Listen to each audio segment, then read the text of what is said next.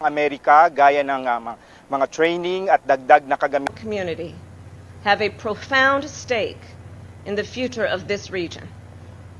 America's prosperity relies on the billions of dollars that flow through these waters every day. And we are proud to work with you in your mission. Bago sumakay ng BRP Teresa Magbanwa, nakipagpulong muna si Harris sa mga residente at mangingisda sa isang fishing community dito sa Puerto Princesa City. Dito raw niya narinig yung mga kwento ng mga ordinaryong mamamayan kung paano nakakaapekto sa kanilang kabuhayan ang panghihimasok ng mga dayuhang barko sa karagatan ng Pilipinas. Kabilang na dito ang pangharas at pananakot, pag-ubos ng supply ng isda, pagdumi at paninira sa kalikasan. So this is how I see it. To protect the economic vitality of these communities, to protect the ecosystems they rely on, and to protect lives and livelihoods, we must uphold international rules and norms. Alam mo, Pia, ang mensahe ni Harris ng pakikisa sa Pilipinas, binigay niya sa aking likuran na ipinangalan sa isang bayaning Pilipinas sa ating kasaysayan na nakipaglaban noon sa mga dayuhang puwersa, kabilang na ang Estados Unidos. Pia. David, kahit hindi niya talaga binanggit ang China, no, napakaliwanag kung sino talaga yung pinatatamaan. So, tinanggi na nga, David, ng Beijing, yung mga ulat kaugnay ng insidente doon sa Pag-asa Island noong nakarang linggo. May sagot ba mga otoridad dyan sa Palawan ng Western Command, halimbawa, o ang Coast Guard? Well, Pia, tumanggi na ngang magkomento, no? Ang AFP Western Command na naglabas, yung unang naglabas ng ulat kaugnay sa komprontasyon umano ng mga tauhan ng Philippine Navy at Chinese Coast Guard noong linggo ng umaga na sa naging pahayag ng Chinese Embassy kahapon. Ayon kay Vice Admiral Alberto Carlos, sinabihan raw siya na tanging ang Office of the Press Secretary na lamang muna ang magsasalita kaugnay sa isyong ito. Ang provincial government naman ng Palawan ayaw na rin muna magkomento hanggat hindi pa ito nakakakuha ng kompletong detalye kung ano talaga yung nangyari. Narito ang pahayag ni Palawan Governor Denny Socrates. I'm still waiting for the formal briefing that will be given us by Western Command. So right now, I am under a self-imposed gag order. My opinion might only muddle the issues, considering that there are national security and international relations complications, angles. Patuloy naman ang pagsasagawa ng karagdagang investigasyon ng AFP Western Command at isusumite raw nila ito, yung kanilang report, maaring bukas sa Malacanang, Pia. David Santos nag-uulat ng live mula Puerto Princesa, Palawan. Sa pangako namang paigtingin pa ng Amerika ang seguridad ng Pilipinas, ano nga ba ang implikasyon nito sa relasyon ng bansa sa China at sa US, lalo pa ngayong umiiral ang tensyon sa West Philippine Sea? Ang sagot ng mga eksperto sa report ni Carrie Cater. Mas malakas na seguridad para sa Pilipinas mula sa Estados Unidos. Isa ito sa mga pangako ni US Vice President Harris kay Pangulong Marcos sa kanyang balak ng Washington na dagdagan pa ang kanilang mga base sa Zambales, Cagayan, Isabela at Palawan, mga lugar na nakaposisyon sa harap ng superpower na China, Taiwan at maging sa Korean Peninsula. Pwede itong gawin sa pamamagitan ng Enhanced Defense Cooperation Agreement o EDCA, bagay na tinutulan ng ilang eksperto. We should scrap EDCA. Number one, it violates the Constitution. It is not pursuant to our interests. When we allow U.S. preposition equipment and troops in our country, which could be used in an aggressive war or confrontation with China, we allow our territory to be used in a manner injurious to another state. From the very beginning, I think the EDCA is unconstitutional. Not only should we disallow additional 5 bases, we should make a declaration that the previous 5 bases that they are in is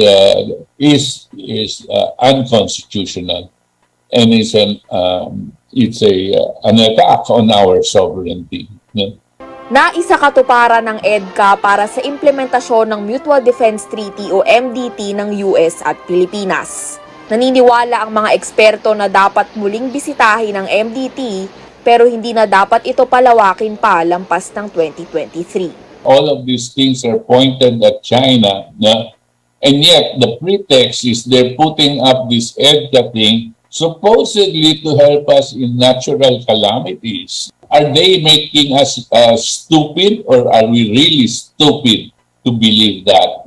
Under the MDT, an attack on Philippine forces will be considered as an attack on the U.S. If the attack comes from the U.S., what do? Are we involved? We have to revisit the MDT just to make sure that it remains a defense alliance. Sa ngayon, tama lang daw na panatilihin muna ng Pangulo ang MDT para hindi magkaproblema sa US. Pero kampante ang mga eksperto na hindi gagawa ang Amerika ng hakbang para lalong mapalapit ang Pilipinas sa China pati na sa Russia. Para kay geopolitical expert Butch Valdez, mahalagang ideklara ng Maynila ang sovereignty nito sa Beijing at Washington.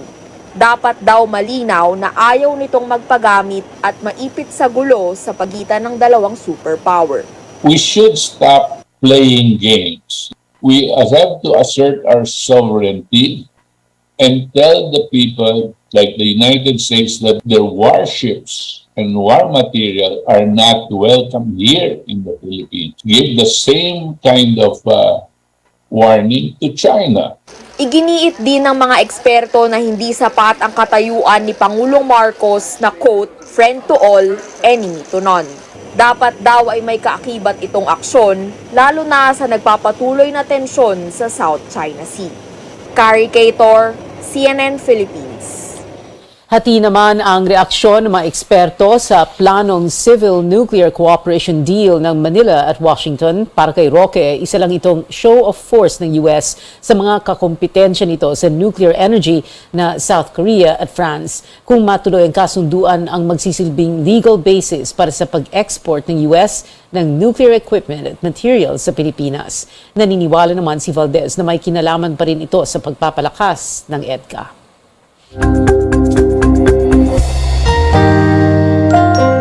Nang tanungin rin ang China tungkol sa pagbisita ni US Vice President Kamala Harris sa Palawan, sabi naman nito wala namang pagtutol ang China sa mga pakikipag-ugnay ng Estados Unidos sa mga bansa sa Asia, pero dapat daw ay para ito sa regional peace at stability at quote, not damaging to other countries' interests. Atin namang makakausap ngayon si Philippine Ambassador to the US, Babe Romualdez, na kasalukuyan ring nasa Palawan. Magandang gabi po sa inyo. Nasa Manila, I'm sorry. Ambassador Romualdez, thank you very much for joining us. Well, can you give us very briefly, sir, a wrap-up of what transpired during the visit of US Vice President Kamala Harris, and include also, sir, what you thought of her words when she was in Palawan, when she talked about well, without mentioning China, but obviously referring to China? Well, I think it's been very clear from the very start that the United States has already recognized our win at the arbitral award, and they support us completely. And I know for a fact that the United States has made it clear also that they will stand by their allies, and we have a mutual defense treaty with the United States since 1951, and we have the EDCA, which has been signed a couple of years ago. So this is an ongoing agreements that we have with the United States, which they're honoring, and we are also honoring. I think that that's very clear, and so what the Vice President Harris said in Palawan is merely just emphasizing that kind of alliance that we have with the United States. Can you tell us a little bit, sir, also about the visits, the talks of Vice President Harris with President Marcos and also with VP Sara Duterte? Well, the Vice President's visit here to the Philippines obviously involved a courtesy call on the President, and the same message that was given to the public on the commitment of the United States on our and our alliance has been very made clear. But I think what's also very important is that when President Marcos went to New York and met with President Biden, there are many things that during that meeting that was sort of like a commitment coming from the United States that you tell us what we can do to help you, especially. And as we all know, President Marcos has been very clear that he would like the economic activity between the United States and the Philippines to become much stronger and perhaps even accelerated because of the president's desire to make economic prosperity as one of his cornerstones of this administration. And so we are doing that. In fact, the United States has made many commitments along the lines of clean energy, which was mentioned in your report about the nuclear power plants that the United States is working on and developing the modular nuclear power plants for clean energy, which will also help us because we do need energy in the next 2 years. Our requirement for energy is very high.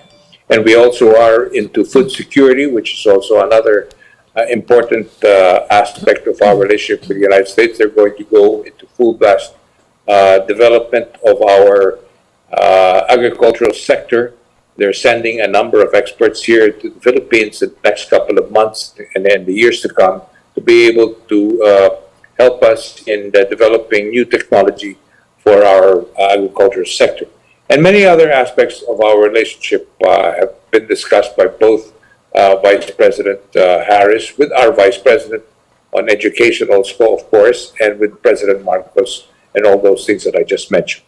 Ambassador, let's go back to one of those aspects of our relationship with the United States defense. EDCA, it's gaining, getting a lot of attention again, and we have the usual reactions. No, people complain. Some people complaining about how this is, whether it is unconstitutional or we should not allow this. However, is the Marcos administration committed to this? That we're going to give them 5 more extra additional locations under the EDCA agreement? Well, first of all, the fact that the unconstitutional part that's being discussed is erroneous. This has been in effect over the past, even during I think this was signed during the time of President Noynoy Aquino, and of course President Duterte also had the EDCA, which he also tried to abrogate the visiting forces agreement, but was reinstated shortly before he left office. And so President Marcos is just continuing the agreements that have been signed long before he became president. So that is in place, and I don't think that there's any change that will be forthcoming, unless, of course, our Senate, our Congress decides otherwise, or some other mechanism that will mean for us to review this. But we review. First of all, let me be very clear that the review of the MDT has been ongoing every year. We have the Mutual Defense Treaty Board, which meets at least every year, and to just go over our, which includes the Visiting Forces Agreement, and which includes the EDCA. All of this is being reviewed by our armed forces together with the armed forces of the United States, and all the issues surrounding this to improve it or to change some of the things, the aspects of this agreement come into that particular board or the meeting that takes place. We also have the bilateral strategic dialogue, which will take place here in Manila early next year, where all of these things again are going to be discussed to be able to complete our whole aspect of the agreement that we have, not only on our security, but also, again, on our economic part of it. And finally, Ambassador, I just want to ask you also about this incident at Pag-asa Island. Of course, Beijing denies that it ever took place. It's not based on reality daw itong report that you had a Philippine Coast Guard ship towing the debris of the Chinese-made rocket. Hinarang daw ng Chinese Coast Guard, kinuha sa kanila. Hindi daw totoo. How do we look at that? How do you look at that? Well, definitely I think the instructions of the President was to look into it This is not the first time it has happened that there's been a missile that was fired and the debris fell into our shores. No? So, but this is being looked into very carefully, and of course, we will send the right message to China on exactly what happened there. You know, we always have to be very careful in just simply going ahead and making conclusions without really looking into these things. For as long as nobody got hurt, but the fact that it happened in our shores is something that we have to always look into, and we definitely will. Philippine Ambassador to the United States, Babe Romualdez. Sir, thank you so much for joining us tonight. Susunod, mapapalitan na nga ba si Benjamin Diokno bilang Finance Secretary? May sagot dyan si Pangulong Marcos. At higit 100 katao nasawi kasunod ng magnitude 5.6 na lindol sa Indonesia. Yan at iba pang mga dapat ninyong malaman dito sa Newsnight.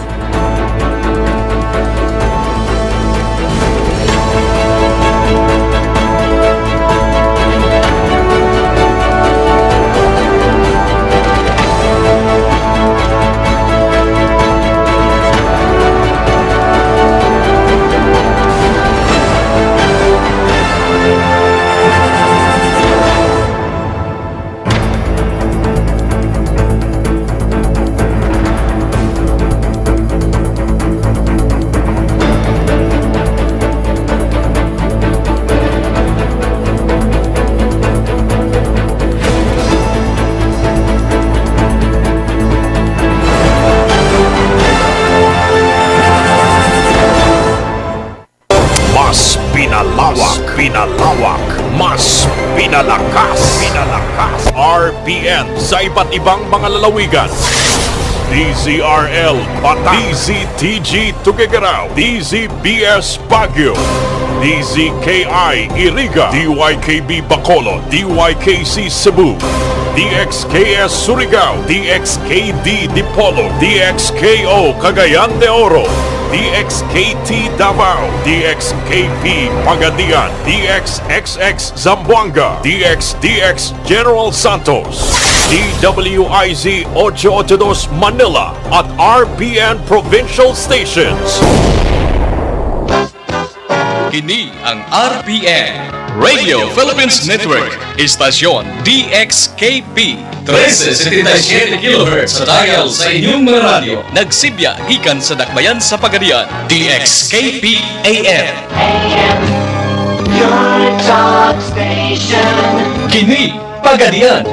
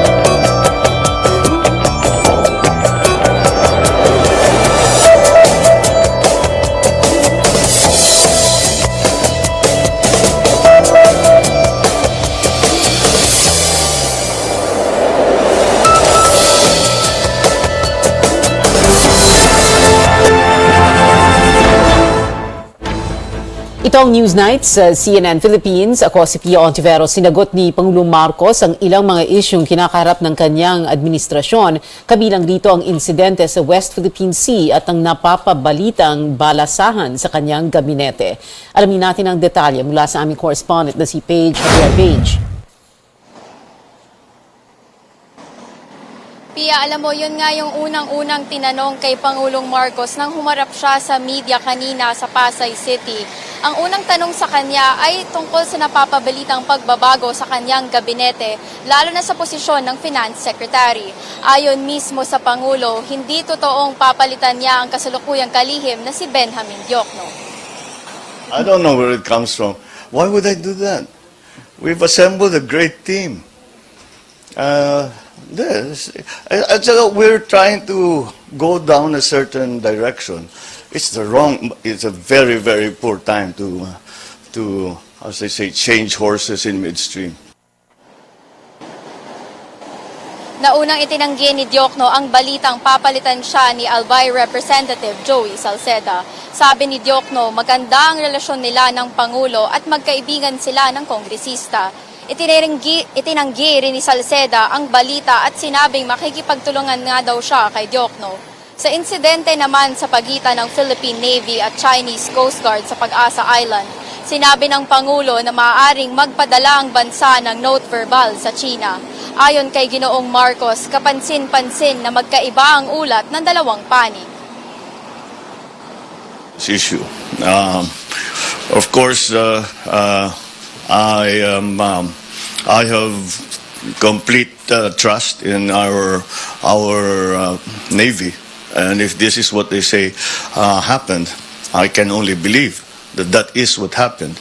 So we have to now ask the Chinese, why is it that their account is so different and it's much more benign? These are the things that we need to work out, because with the way that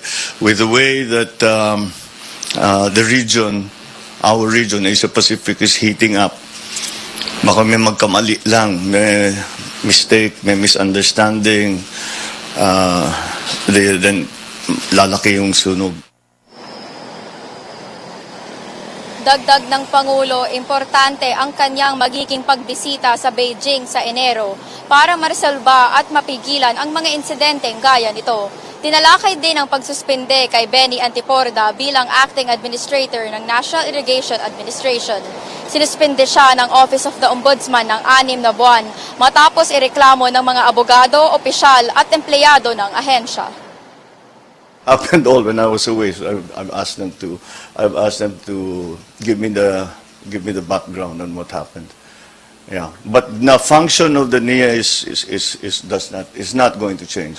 In fact, I suppose parang if there was that conflict inside the agency, baka ngayon na nawala yan, baka mas gumanda pa ang takbo. Tiniyak ng Pangulo na hindi maaapektuhan ang takbo ng ahensya dahil di umano'y marami namang marunong na opisyal doon. Pia? Paige, kaya nyo nakausap si Pangulong Marcos dahil humarap siya sa tauhan ng Career Executive Service, no? So ano naman yung natalakay niya sa mensahe sa kanila? Pia, klaro yung mensahe ni Pangulong Marcos kanina. Pinaalalahanan niya sila na huwag silang gagawa ng mga bagay na maaring makasira sa tiwala ng publiko.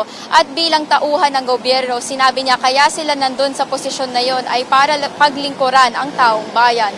Giniit din ni Marcos ang kahalagahan ng digitalization sa gobyerno, lalo na sa post-pandemic economy. Tiniyak din ni Marcos na susuriin ng kanyang tanggapan ang isang memorandum circular na nagpapalawig sa otoridad ng ilang opisyal hanggang sa katapusan ng taon. Matapos ng event sa Pasay ay dumalo rin ang Pangulo sa Galing Pook Award sa Malacanang, kung saan pinarangalan ang mga lokal na pamahalaang may makabagong proyekto at programa. Sinabi niya sa kanyang mensahe doon na malaki ang magiging papel ng mga LGU, lalo na sa bagong ekonomiya. Balik sa'yo. Nag-ulat ng live, Paige Javier. Bago pa ang naging pahayag ng Pangulo, una nang itinanggi ni Secretary Benjamin Diokno na magbibitiw siya bilang kalihim ng Finance Department. Wala raw alam ang kalihim kung saan galing ang balita. Mas tinututukan daw niya ang kanyang trabaho at kung ano ang mas nakakabuti sa bayan. Iginit din ni Diokno na maayos ang relasyon nila ng Pangulong Marcos. I don't know where this is coming from, right? I'm old enough in this game to even bother about this. Okay, I just work non-stop, unceasingly to do my job, and I always think of what's the greatest good for the greatest number. Okay, para sa bayan. Naglabas din ng sariling pahayag si Albay Congressman Joey Salceda na papalit kay Diokno, sinabi ng mambabatas na hindi siya interesado na maging kalihim ng Finance Department. Kontento na raw siya na sa Kongreso siya makaimpluwensya sa fiscal policy. Pinabulaanan din niya na may natanggap siyang alok ng posisyon kay Pangulong Marcos. Kaibigan din daw ni Salceda si Diokno, kaya malamang na pagtatawanan na lang daw nila ang balita sa kanilang pagkikita. Hindi pa rin nakalusot sa Commission on Appointments si Social Welfare Secretary Erwin Tulfo. Naunggat kasi ang conviction niya sa 4 na kaso ng libel noong siya ay isang mamamahayag. Posible raw kasing makaapekto ito sa kanyang tungkulin dahil ito ay matuturing na crime of moral turpitude. Natanong din ang kalihim sa kanyang citizenship. Naglingkod kasi siya sa US Army mula 1988 hanggang 1992. Hiniling niyang sagutin na lang ito sa isang executive session.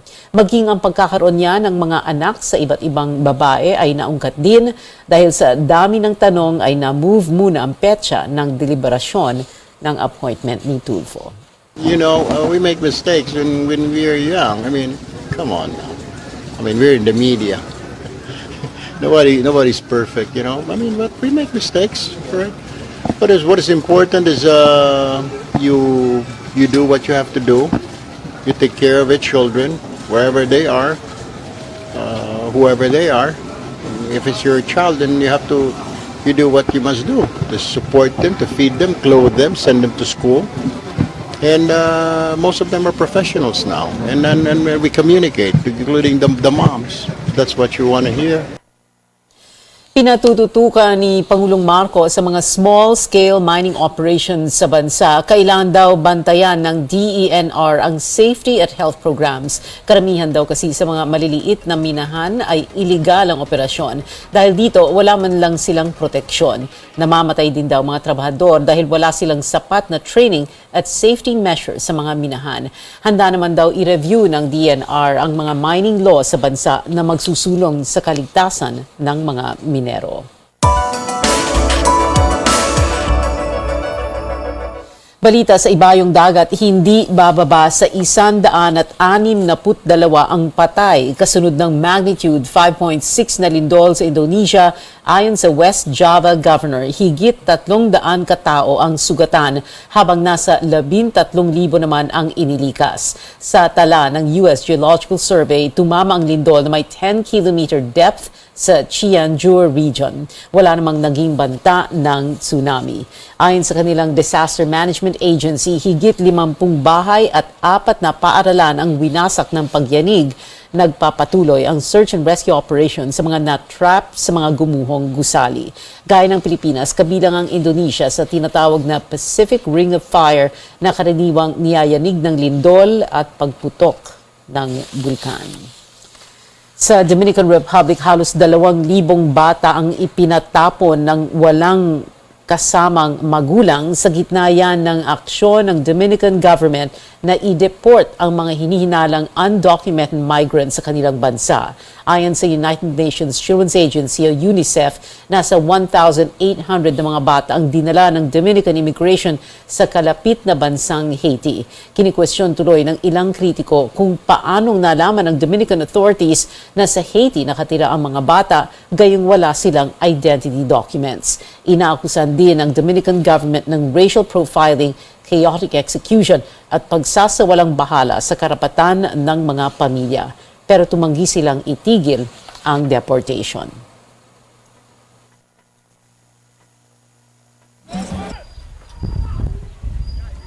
Sa Amerika, naibenta ang ilang love letters ni American singer-songwriter Bob Dylan sa halagang $669,000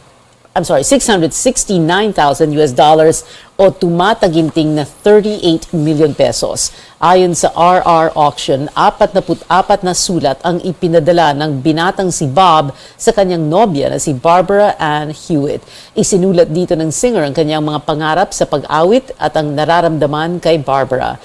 Na kay Barbara pa rin ang mga sulat hanggang sa mamatay siya noong 2020. Ilan sa mga sikat na awitin ni Bob ang Like a Rolling Stone at Mr. Tambourine Man. Abangan kaso laban kay suspendidong Bucor Chief Gerald Bantag at mga akusado sa pagpatay sa broadcaster na si Percy Lapid didinggin na bukas. At handa na nga ba ang Pilipinas para sa same-sex marriage? Ang detalye sa pagbabalik ng Newsnight.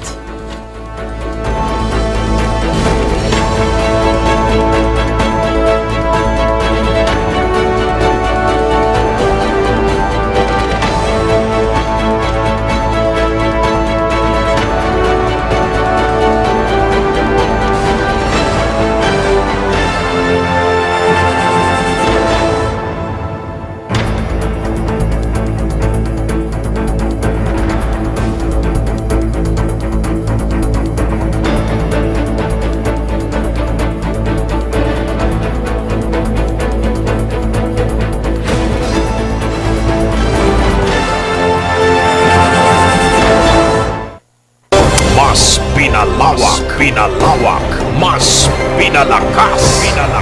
RPN sa iba't ibang mga lalawigan.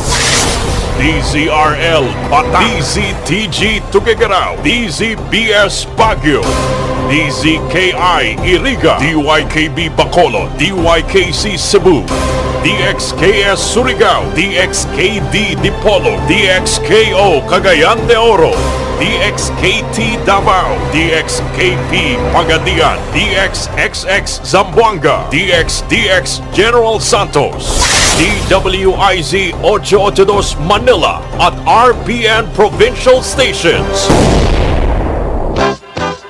Kini ang RPN Radio Philippines Network, istasyon DXKP 1377 kHz sa dial sa inyong mga radyo. Nagsibya gikan sa dakbayan sa Pagadian, DXKP AM. Your talk station. Kini Pagadian.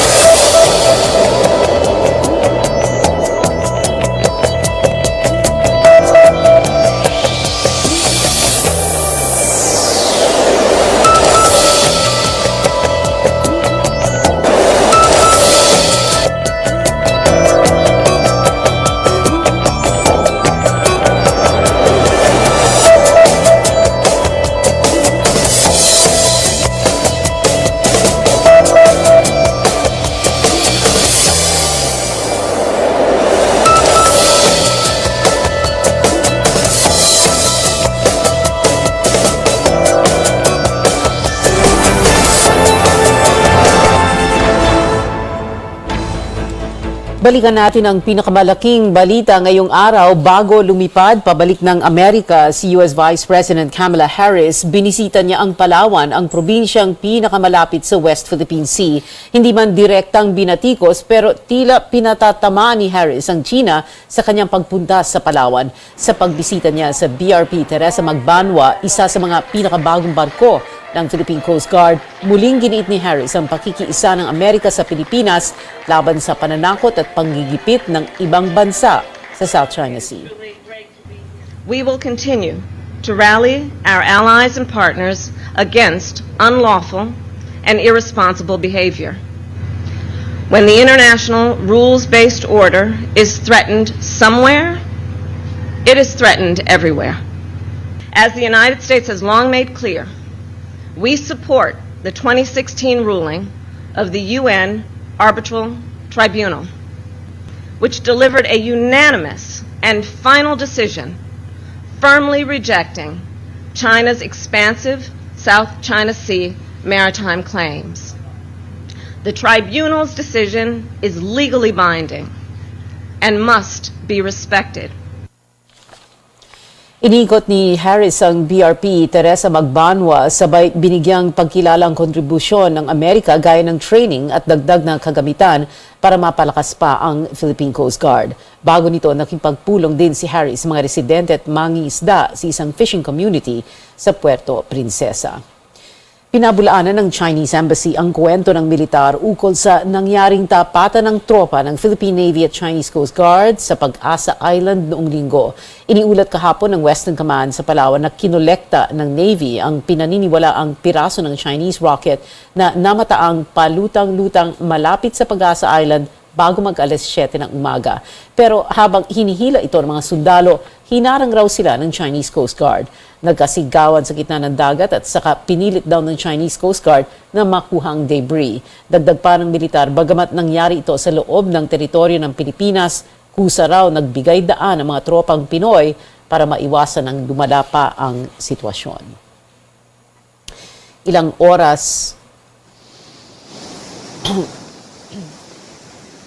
oras matapos ang insidente, nakarinig naman ng sunod-sunod na pagsabog ang mga nasa Pag-asa Island, pero kinukumpirma pa rin ng mga otoridad kung ano at kung saan ang pinanggalingan ng mga umano'y pagsabog.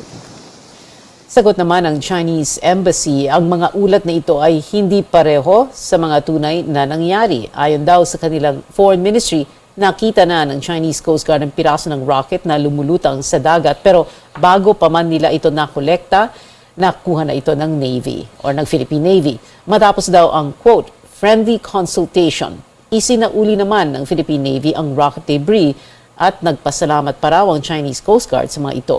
Wala umanong nangyaring pagharang at forceful retrieval o pag-agaw ng debris. Tumanggi nang magkomento ang mga AFP Western Command sa naging pagtanggi ng Chinese Embassy. Ayon kay Vice Admiral Alberto Carlos, sinabihan raw sila ng tanging ang Office of the Press Secretary na lang muna ang magsasalita sa isyung ito. Ang provincial government naman ng Palawan ayaw na rin muna magkomento hanggat makakakuha ito ng kumpletong detalye kung ano talaga ang nangyari. I'm still waiting for the formal briefing that will be given us by Western Command. So right now, I am under a self-imposed gag order. My opinion might only muddle the issues, considering that there are national security and international relations complications, angles. Patuloy naman ang pagsasagawa ng karagdagang investigasyon ng Western Command at isusumite raw nila ang kanilang report maaring bukas sa Malacanang. Tuloy na bukas ang preliminary investigation sa inihaing reklamo laban kay suspended Bureau of Corrections Chief Gerald Bantag kaugnay sa kasong pagpaslang sa radio broadcaster na si Percy Lapid.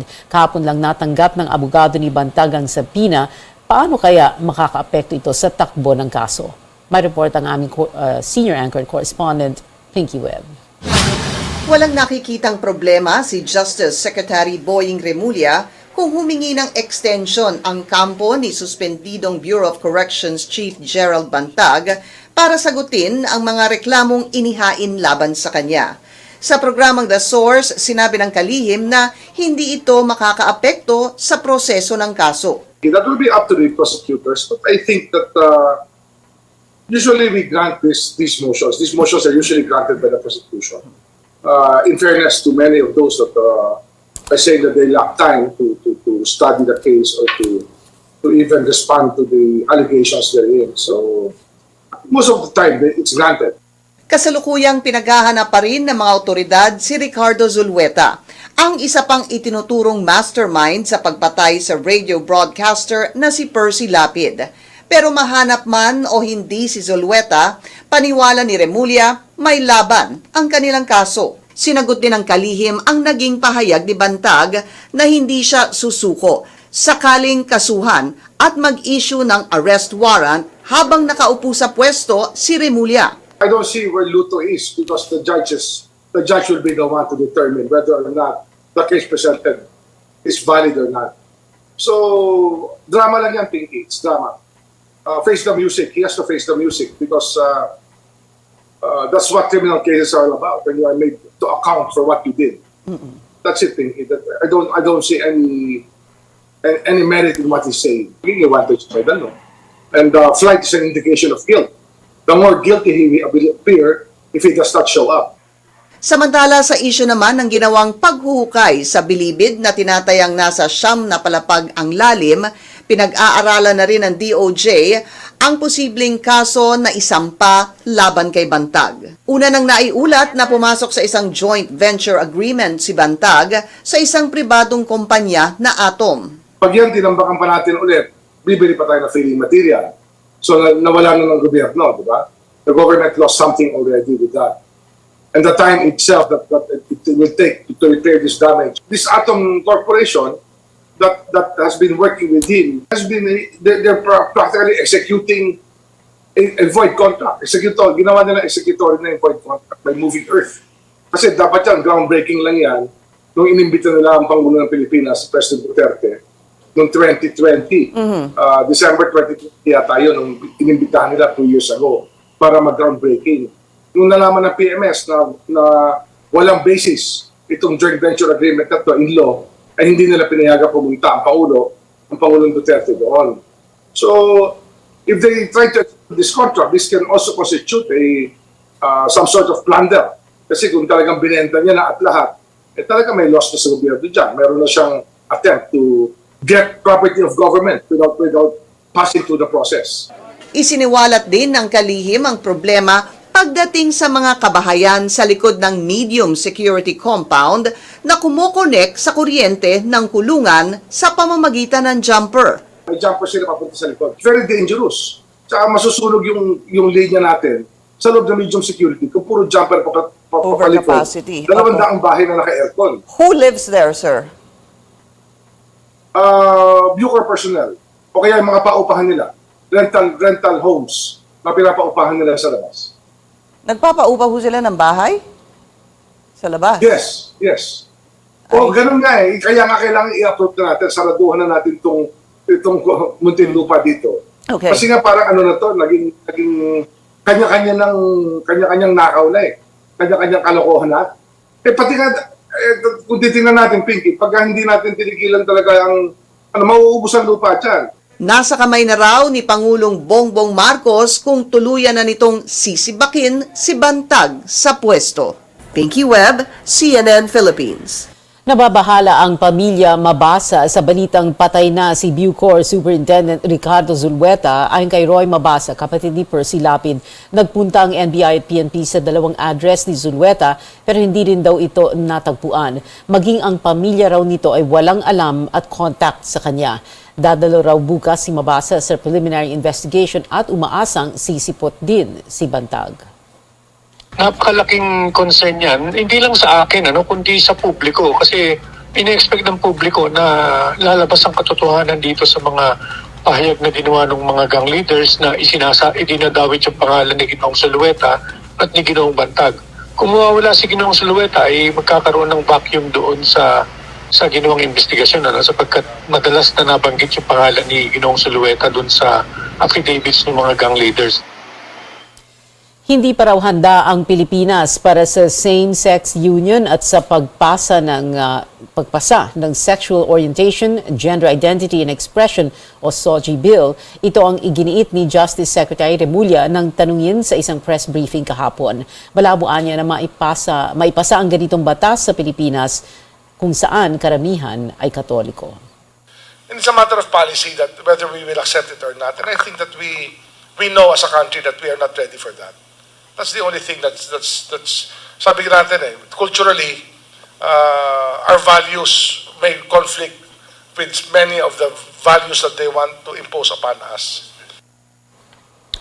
Kaugnay ng balitang yan ay nagkasagutan ang religious at family-oriented groups at LGBT advocates sa pagdinig ng anti-discrimination bill sa House of Representatives kahapon. Umalma rin ang ilang human rights groups sa mga naging pahayag ni Justice Secretary Remulla sa ginanap na Universal Periodic Review sa Geneva, Switzerland.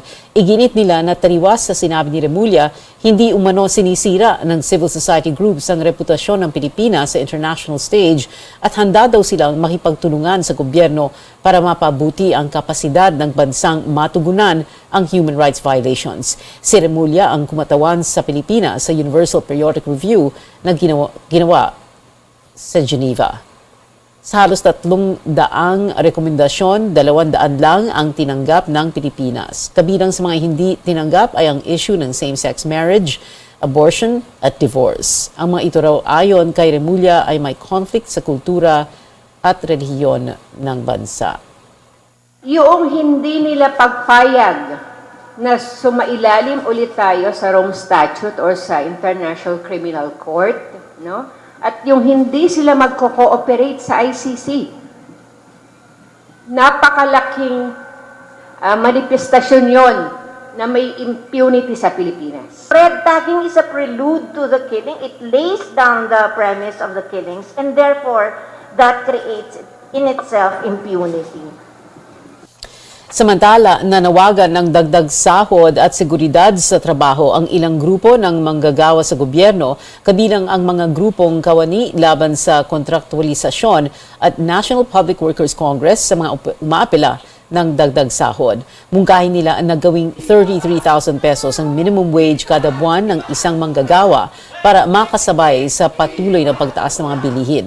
Hiling din nila na mula 2,000 ay itaas sa 5,000 pesos ang allowance ng mga nagtatrabaho sa gobyerno. Sa katapusan ng buwan, inaasahan ang mas malawakang pagmarcha ng mga grupo ng manggagawa para sa kanilang hinihiling na taas sa sweldo. Nitong Hunyo lamang, huling nagtaas ng minimum wage sa Metro Manila na nasa 570 pesos.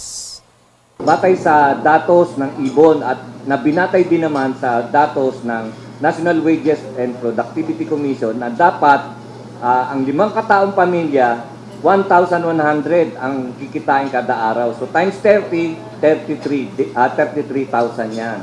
At kaya nyo naman pong i-imagine nyo na ganun talaga ang, kumbaga, kung gusto mong mabuhay ng desente, ang iyong pamilya, dapat mga ganung halagang tanggapin na sahod ng mga kawani at pati na rin sa mga manggagawa sa pribadong sektor. Yung sinasahod ngayon ng mga kawani, halos di na sumasayad sa kamay ng mga pambayad utang, tapos ang taas ng mga bili, mas mararamdaman pa yan ngayong Pasko.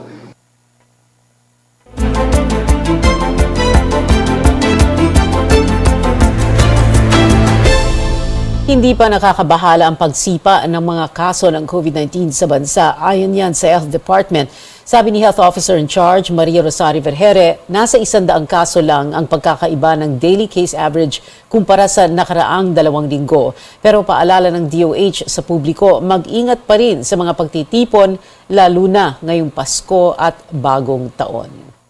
Kung tayo po ay nakakatanda, kung tayo po ay may ibang sakit, dahil comorbid conditions, kung tayo ay bata, obese, hindi bakunado, alam natin na kailangan pag pupunta tayo dyan sa mga gatherings na yan, kailangan mask tayo, piliin natin magbabakuna bago magpasakasuhan para magprotektado tayo.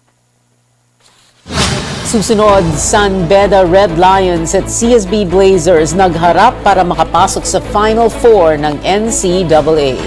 At mga natitirang miyembro ng OPM legend na Apo Hiking Society may concert. Manatiling nakatutok dito lang sa CNN Philippines.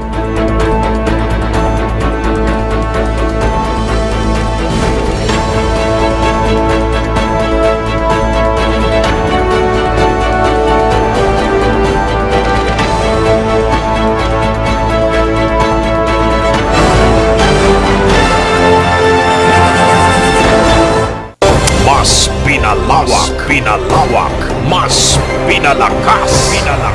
RPN sa iba't ibang mga lalawigan. DZRL Bataan, DZTG Tuguegarao, DZBS Baguio, DZKI Iriga, DYKB Bacolod, DYKC Cebu, DXKS Surigao, DXKD Dipolo, DXKO Cagayan de Oro, DXKT Davao, DXKP Pagadian, DXXX Zamboanga, DXDX General Santos, DWIZ 882 Manila at RPN Provincial Stations. Kini ang RPN Radio Philippines Network, istasyon DXKP 1377 kHz sa dial sa inyong mga radyo. Nagsibya gikan sa dakbayan sa Pagadian, DXKP AM. Your talk station. Kini Pagadian.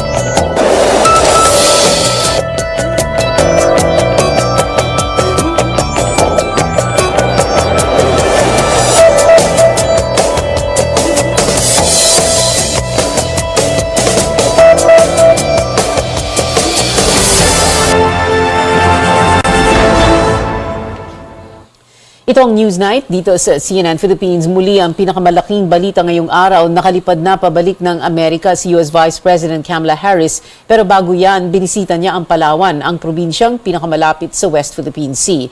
Pinaliwanag ni Philippine Ambassador to the United States Babe Romualdez ang kahalagahan ng pagbisita sa bansa ni Harris. Sa panayam ko sa kanya kanina, sinabi ng opisyal na pinagtibay pa lalo nito ang matagal ng relasyon ng Pilipinas at Estados Unidos.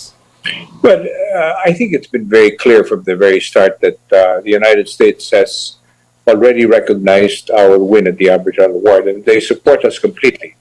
And I know for a fact that the United States has made it clear also that they will stand by their allies, and we have a mutual defense treaty with the United States since 1951. And we have the EDCA, which has been signed a couple of years ago. So this is an ongoing agreements that we have with the United States, which they're honoring, and we are also honoring. I think that that's very clear. And so what the Vice President Harris said in Palawan is merely just emphasize that kind of alliance that we have with the United States.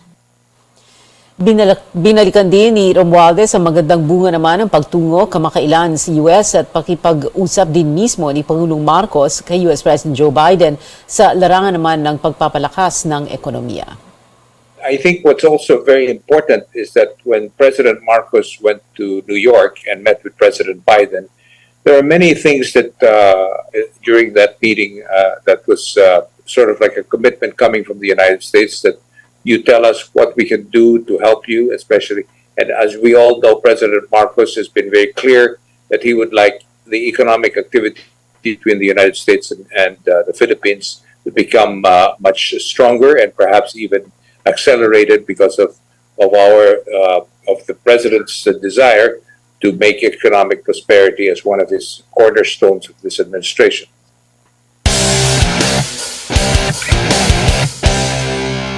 Nagtamo ng ankle injury ang tinaguriang The Saint na si Dwight Ramos sa laban ng Levanga Hokkaido kontra Kyoto Hanaris sa Japan B-League 2022-2023 season noong nakaraang linggo. 5 minuto na lang ang natitira sa fourth quarter nang magkaroon ng right ankle sprain si Ramos matapos mag-layup at bumagsak sa paa ng kalaban. Nakagawa si Ramos ng 11 points, 6 rebounds at 4 na assist. Nagtapos ang laro sa score na 99-84 pabor sa Kyoto Hanaris. Sa NCAA, nagharap kanina ang San Beda Red Lions at College of St. Benilde Blazers para makapwesto sa Final Four ng Liga. Parehong determinadong makapasok ang dalawang koponan sa Final Four at makakuha ng twice-to-beat advantage. Lamang ang San Beda noong halftime sa score na 51-42, pero bandang huli ay nanalo ang CSB sa score na 82-73. See the level of play of San Beda Lyceum. San Beda just beat Letran by 20 points. They look really good right now. Twice to beat advantage in the Final Four. We have to earn that spot.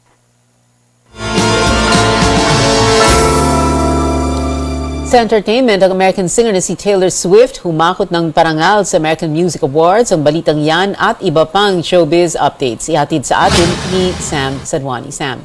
Yes, Pia, sunod-sunod ang panalo ni Taylor dahil big winner na naman ang singer sa 50th edition ng American Music Awards na ginanap sa Los Angeles. Kasama sa kanyang napanalunan ang Artist of the Year, Favorite Female Pop Artist, Pop Album, Favorite Music Video, at Female Country Artist. Kasama rin sa nanalo ang BTS bilang favorite pop group at Dove Cameron as New Artist of the Year. Kamakailan lang humakot din ng award si Taylor sa MTV Europe Music Awards. Sa ibang balita, makakasama ang history-making Pinoy pop group na SB19 sa much-awaited Head in the Clouds Manila concert na gaganapin ngayong Disyembre. Makakasama nila sa konsyerto ang Japanese singer na si Joji, Chinese singer na si Jackson Wang, pati na rin ang Indonesian artist na sina Nikki at Rich Brian. Ang concert ay gaganapin sa December 9 and 10 sa SM Festival Grounds sa Parañaque City. Speaking of concerts, dalawa na lang po sila. Magtatanghal ang mga natitirang miyembro ng OPM legend na Apo Hiking Society ngayong Disyembre sa Muntinlupa City. Magkakaroon si Jim Paredes at Boboy Garovillo ng isang special show na gaganapin sa 19 East sa December 8. Inanunsyo ito ni Paredes sa isang Facebook post kung saan sinabi niya na he's both excited and nervous daw. Only 200 seats are up for grabs sa special show na ito. Kamakailan lang pumanaw ang kanilang miyembro na si Danny Javier. At yan ang update sa Showbiz Spotlight para sa araw na to. Balik sa iyo, Pia. Maraming salamat sa iyo, Sam Sadwani. 33 araw na lang bago magpasko. At yan ang mga kailangan ninyong malaman ngayong Martes, November 22. Magkita-kita ulit tayo bukas dito sa CNN Philippines. Ako si Pia Ontiveros at ito ang News Night.